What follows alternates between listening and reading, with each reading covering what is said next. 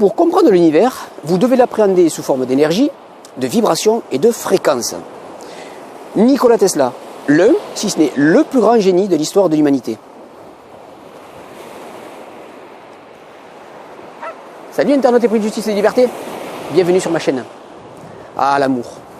Que n'a-t-on pas déjà écrit ou dit sur ce sujet? Mais avant d'approfondir, je te tourne pour que tu profites du paysage et ce magnifique lever de soleil qui arrive.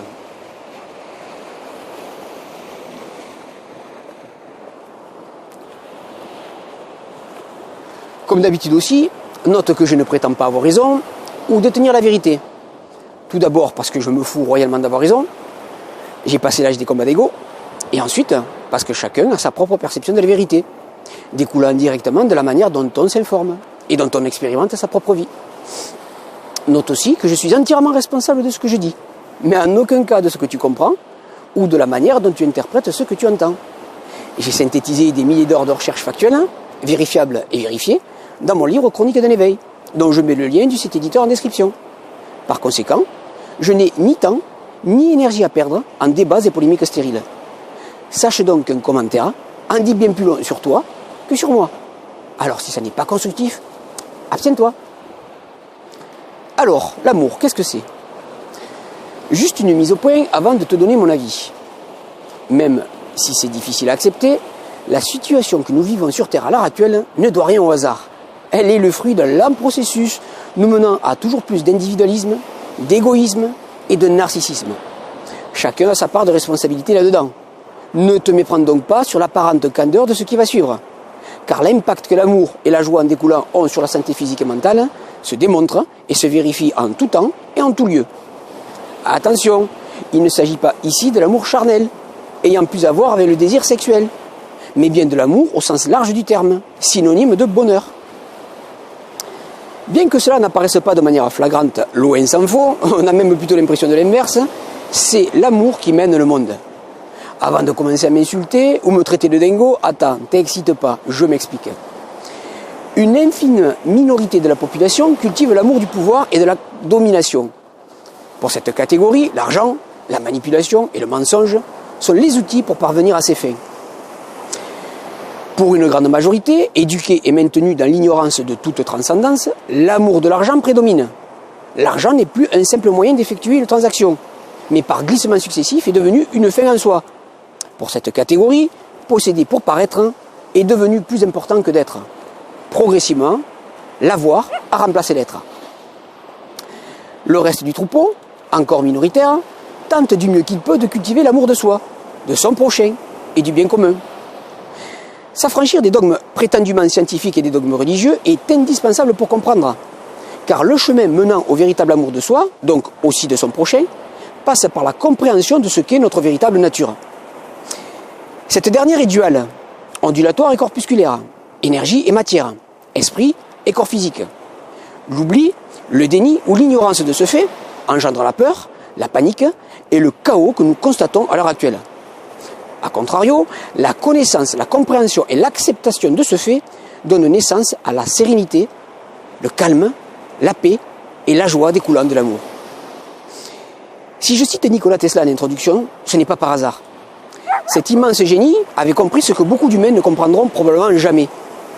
Le langage de l'univers, c'est l'amour.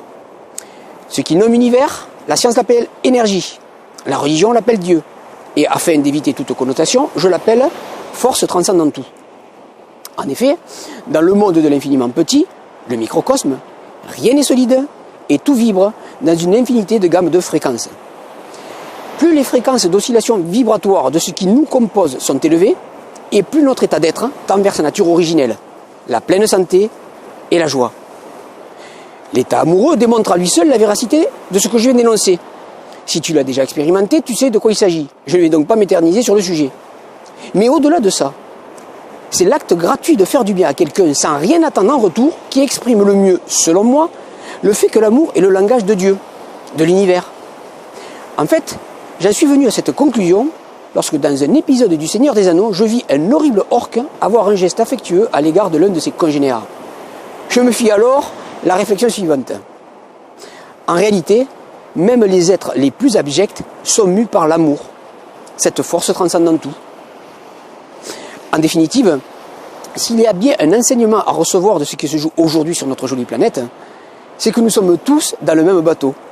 Nous pouvons, en direct, constater à quel point nous sommes tous interdépendants et interconnectés les uns aux autres. Quelle que soit notre situation, nous avons tous, à tout moment, le choix de la catégorie dans laquelle nous voulons nous situer. Soit nous choisissons d'aimer dominer l'autre par la manipulation et le mensonge, soit nous choisissons d'aimer posséder pour paraître et ainsi nous donner l'illusion d'être, soit nous choisissons d'apprendre à nous aimer avec nos qualités et nos imperfections et ainsi être en mesure d'aimer notre prochain, car sans amour de soi, pas d'amour de l'autre. S'appliquer à la tâche de s'améliorer quotidiennement a pour effet d'augmenter l'estime que chacun a de lui-même et donne naissance au véritable amour de soi. Seul ce dernier a un impact bénéfique sur la santé physique et mentale individuelle. Par conséquent, une influence positive sur le collectif. En conclusion, selon moi, l'être humain peut se résumer à son besoin d'aimer et d'être aimé. Lorsque tu prends le temps de creuser, chaque action humaine a pour raison profonde le besoin d'amour. Quelle que soit la forme que ce dernier prend, tu peux tout réduire à ça. L'amour grandit, s'amplifie et se multiplie lorsqu'on le partage. Alors, fais le bon choix, car c'est bien lui qui mène le monde.